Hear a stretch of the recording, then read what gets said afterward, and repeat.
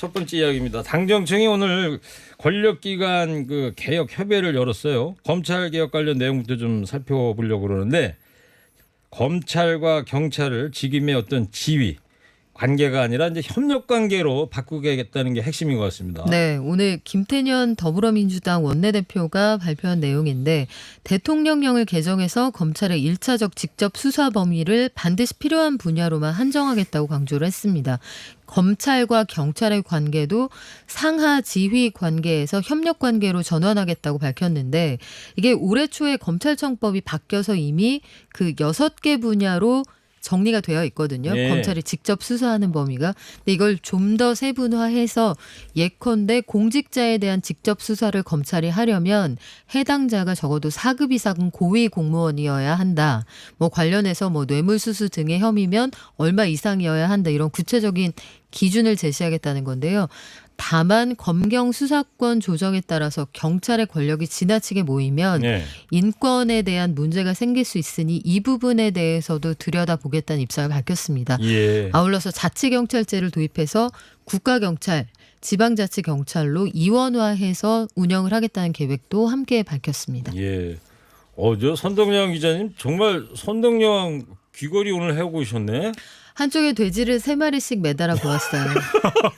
돼지 형상이에요, 거기에? 네. 아기 돼지 3마리씩. 이야, 진짜 금 아니죠? 진짜 금 아니죠. 그죠? 상당히 무거울 텐데. 그러니까 네. 무거운 녀석들이니까 당연히 돼지 무거운 3마리씩 정도는 매달아야 여왕 아닌가요? 왕관을 쓰려는 자 그 무게를 견뎌라. 양쪽으로 합의 6마리네요. 네. 자, 추미애 법무부 장관도 이번 검찰 개혁은 해방 이후 처음 경험하는 형사법의 중대 변혁이다 이렇게 강조를 했어요. 네, 형사법의 중대 변혁임을 강조했는데 검찰의 문제점이 계속해서 검찰 권력이 너무 비대하다, 또 과도한 직접 수사를 하고 있다 이런 것이 지적되지 않았습니까? 이 부분을 이제 대폭 축소해서 검찰 권한을 이제 분산하는 겁니다. 그래서 경찰 수사의 자율권을 강화하고, 그러니까 경찰 쪽에 이제 수사 권한이 분산되는 것을 이야기하는 것인데 중대 범죄에 대해서 국가 수사 영역에 공백이 없도록 하는데 이제 중점을 두는 것인데 경찰 권한이 강화되니까 그것도 문제가 있을 수가 있거든요. 네. 그런 만큼 또 검사가 그 인권 또 수사 받는 사람의 인권이 저촉되거나 피해를 입지 않는지 이 부분에 대해서는 또 검사의 인권 감독 기능은 유지할 수 있도록 조치를 했습니다. 네, 국정원은 이름을 이제 바꿨어요. 대외안보정보원. 여기에서 담겨 있는 뜻은 대외가 가장 먼저 나오잖아요. 그러네요. 그러니까 대내나 그 민간인 사찰은 절대로 하지 않겠다는 예. 의지가 담겨 있습니다. 국가정보원의 대공수사권도 경찰로 넘기게 되고요.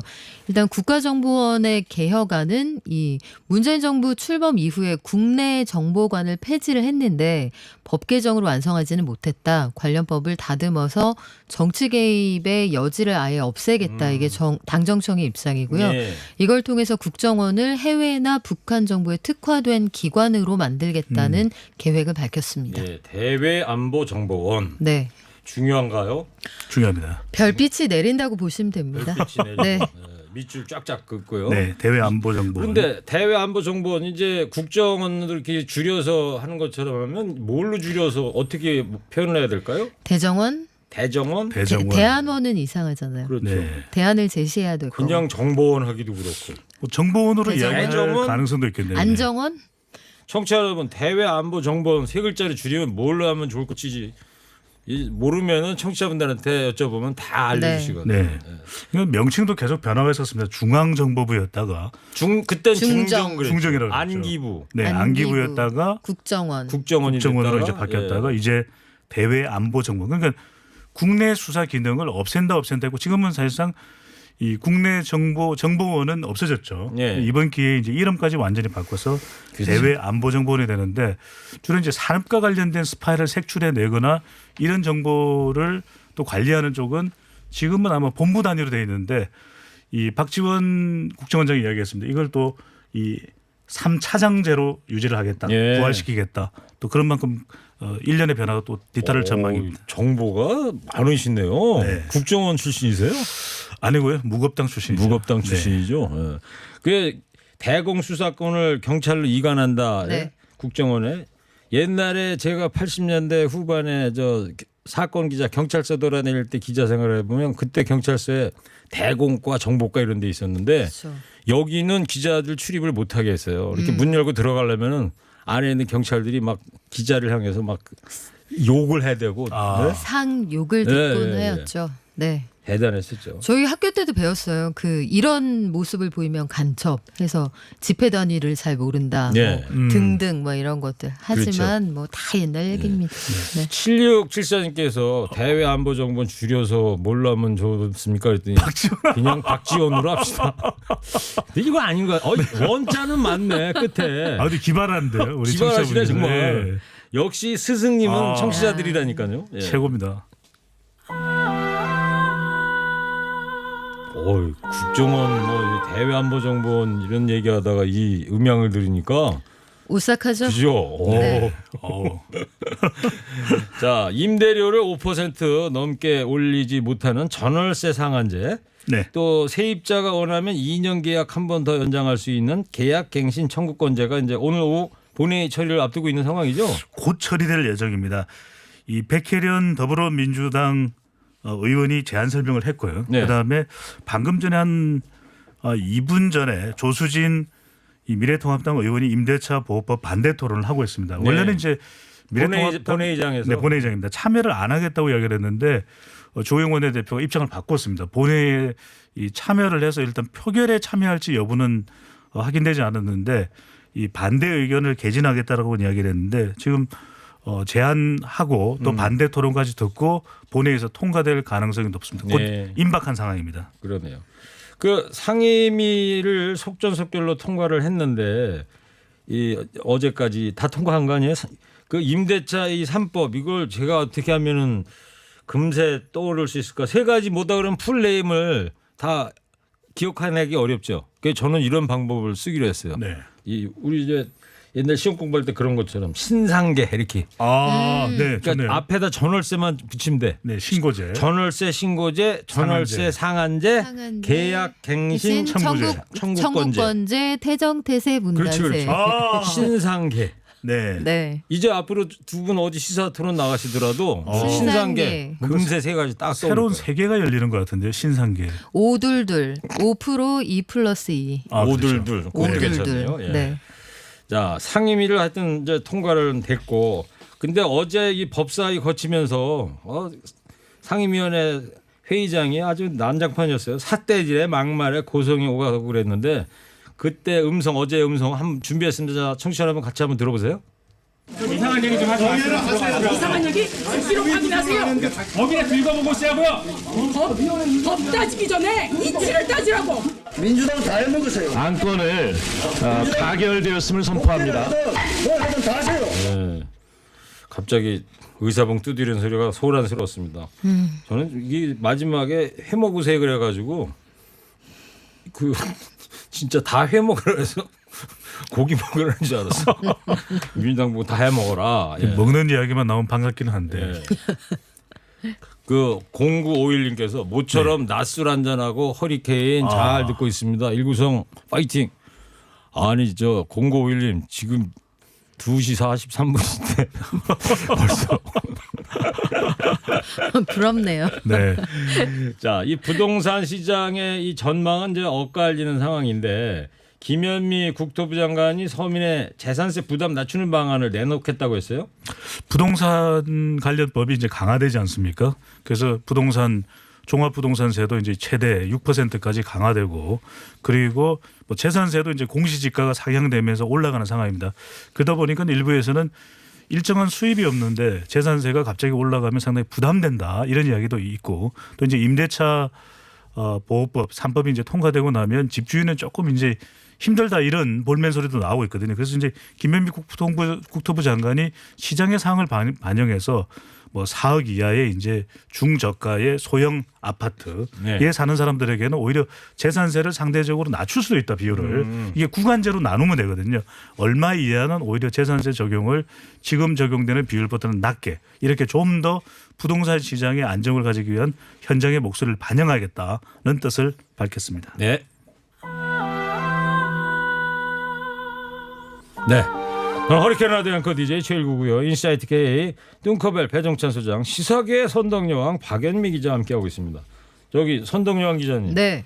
오늘 기사 보니까 가야시대 지배층의 무덤인 김해 네. 대성동 고분군에 도굴되지 않은 원형의 귀족 무덤에서 가야시대 유물 600여 점이 출토가 됐다. 아, 이런 거의- 기사가 있더라고요. 얼마나 소- 반가워요. 소시적에 제가 종종 가던 데인데. 그죠? 네. 그러니까요. 네. 근데 선덕 여왕 무덤은 어디 있는지 모르는 거죠? 지금 천마총도 네. 사실 그게 누구의 무덤이었는지 모르잖아요. 그렇죠. 그냥 천마가 벽화로 그려져 있는 무덤이라서 천마총인 거지. 예. 네. 네. 가야 유물 중에 이 선덕 박연미 기자와 관련된 유물도 있지 않을까요? 이 600여 점 안에 제가 네. 쓰던 거 몇 개 아마 들어 있을 거기 거예요. 귀걸이도 혹시 들어가 있을까요? 거기 뭐 제가 어렸을 때 쓰던 딸랑이라든지 이런 것들이 옥으로 빚어진 것들이 아마. 네. 알겠어요. 예. 자, 세 번째 얘기 좀 하겠습니다. 예. 검언 유착 의혹 받고 있는 한동훈 검사장하고 수사팀장 정진웅 부장검사 사이에 몸싸움이 있었다. 네, 참 믿기 어려운 소식인데 뭐 영화 같은 이야기 같기도 이게 하고. 그러니까 일반 검사들 사이에 있어도 크게 회자가 될 일인데 검찰의 그야말로 고위 간부들 사이에 뭐 물리력을 행사하는 사건이 있었다는 얘기입니다.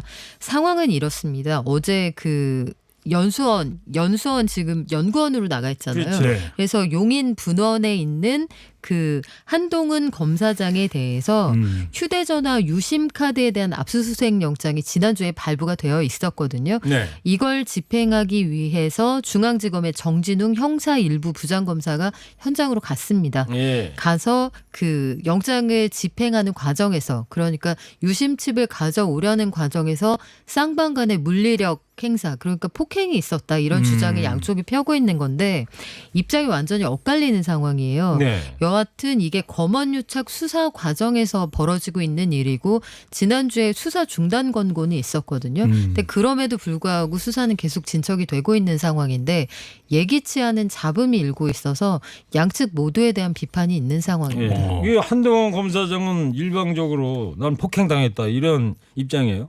검찰에서 이렇게 몸싸움이 있다는 건 정말 상상하기 힘든 거 아니겠습니까? 그러니까 이게 수사하는 쪽과 피해자 또는 피의자 쪽도 아니고 피의자 쪽도 아니고 검사 사이에 이 몸싸움이 있다니까 정말 우리가 영화에서나 있을 법한 장면 아닌가 싶은 생각이 드는데 한동훈 검사 쪽에서는 일방적으로 폭행을 당했다 이런 설명을 내놨습니다.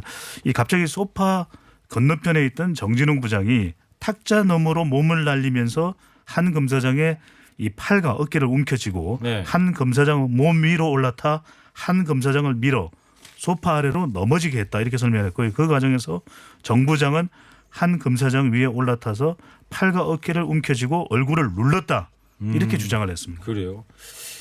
이 정진웅 부장검사 이런 정진웅 그러면은 영화 배우 조진웅 씨인가요? 조진웅, 네, 그 블랙머니 주연했던. 네. 맞습니다. 자꾸 이 정진웅 이 기사 읽다 그러면은 그 영화 배우가 막 떠올라. 네, 그러니까 정진웅 형사 1부장이 이 서울중앙지검이기 때문에 전체 검찰에서의 형사 선임부장이거든요. 네. 그리고 실제로 이제 같은 학교를 한동훈 검사장하고 졸업하고 나이로는 선배라고 합니다. 근데 사실 이렇게 되면 서로 좀 친하고 누가 선배라는 거예요? 정진웅 부장검사가 부장이 5년 선배예요. 네. 학부 5년 선배인데 사법고시는 한동훈 검사장이 먼저 붙었다고 그렇죠. 하죠. 그쪽이 두 기수 선배죠. 네. 예. 그러니까 서로 아는 사이였을 것 같은데 당연히 그럼에도 불구하고 몸싸움을 했던 것 자체가 믿기지 않는 거죠. 이래서는 안 되는 일이고. 그 정진웅 부장검사는 또 본인이 다쳤다 그래가지고 네. 누워서 링거 맞는 사진까지 공개하지 않았어요? 그러니까 쌍방간에 내가 맞았다, 내가 피해자다 이렇게 주장을 하고 있는 상황인데 중앙지검에서 일단 어제 입장문이 나왔습니다.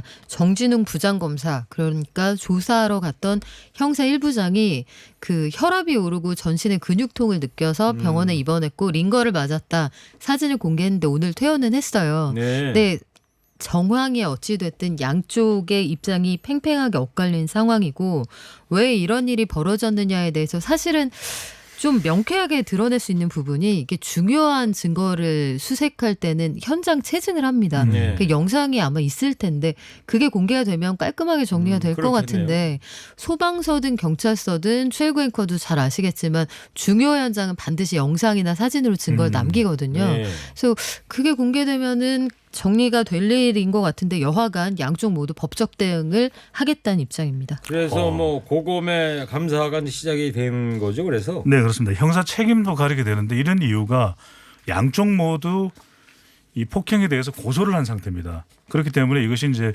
대검에서도 감찰이 이루어지겠지만 서로 이제 고소를 한 상태이기 때문에 자칫 어떤 수사와 결정이 내려지느냐에 따라서는 형사 책임까지도 지게 되는 것이죠. 예.